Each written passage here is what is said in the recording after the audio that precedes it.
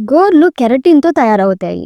ఇది జుట్టు మరియు చర్మం యొక్క బయటి పొరను తయారు చేసే అదే ప్రోటీన్. వేలుగోళ్ళు నెలకు 3.5 మిల్లీమీటర్లు పెరుగుతాయి. అయితే కాలిగోళ్ళు నెలకు 1.5 మిల్లీమీటర్లు నెమ్మదిగా పెరుగుతాయి. గోర్లు చేతివేళ్లకు రక్షణాత్మక అవరోధంగా పనిచేస్తాయి. అంతర్లీన కణజాలాన్ని గాయం నుండి రక్షిస్తాయి.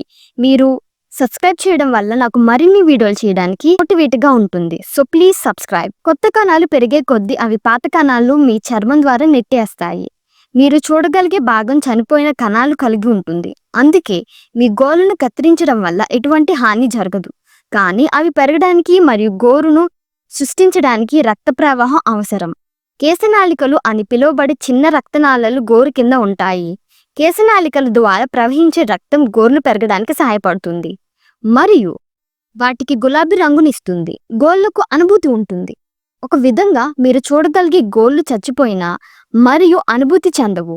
నేను చెప్పిన విధానం నచ్చినట్టయితే ఒక లైక్ చేయండి. అయితే గోళ్ల కింద ఉన్న చర్మపు పొర డెర్మిస్ అని పిలువబడుతుంది. ఇంద్రియ నరాల చివర కలిగి ఉంటుంది. మీ గోళ్లపై ఒత్తిడి వచ్చినప్పుడు ఇవి మీ మెదడుకు సంకేతాన్ని పంపుతాయి. పురుషుల గోళ్లు వేగంగా పెరుగుతాయి. వారి జుట్టు కూడా మహిళల కంటే వేగంగా పెరుగుతుంది. గర్భధారణ సమయంలో మాత్రమే మినహాయింపు స్త్రీ గోళ్లు మరియు జుట్టు పురుషుల కంటే వేగంగా పెరుగుతాయి. ఆరోగ్యకరమైన గోర్లు సాధారణంగా గులాబీ రంగులో ఉంటాయి, కానీ రంగు మారవచ్చు. గోళ్లపై తెల్లని మచ్చలు సాధారణంగా కాల్షియం లోపం వల్ల కాదు, చిన్న గాయాల వల్ల సంభవిస్తాయి. పైకి కిందకి ప్రవహించే హాని చేయని ఘాట్లు సాధారణం, ముఖ్యంగా వయసులో ఉన్నవారికి.